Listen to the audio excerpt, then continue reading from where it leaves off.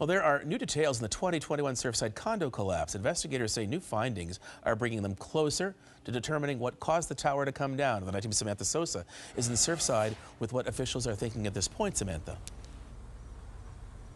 Well, the federal agency that is investigating the collapse met for several hours today, and family members of some of the victims who died in the collapse were present tonight, making their thoughts known.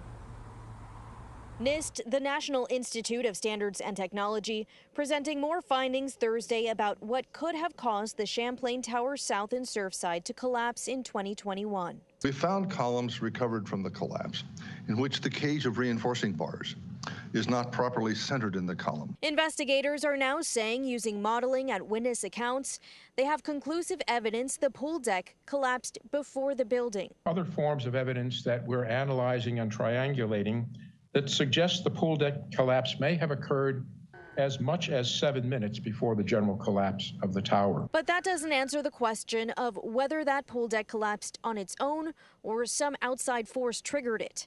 Something those closely watching the investigation desperately want to know nearly 3 years after the collapse. Pablo Langesfeld's daughter, Nicole, was only 26 years old when she died in the collapse, along with 97 others. He believes this investigation is taking far too long.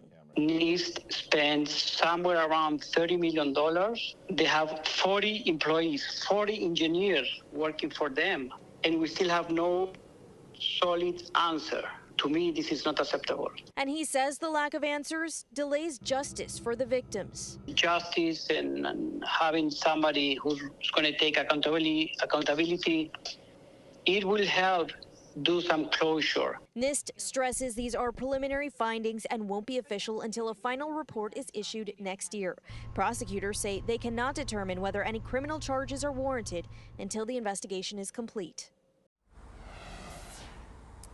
And keep in mind, NIST does not make building codes. They can only make recommendations.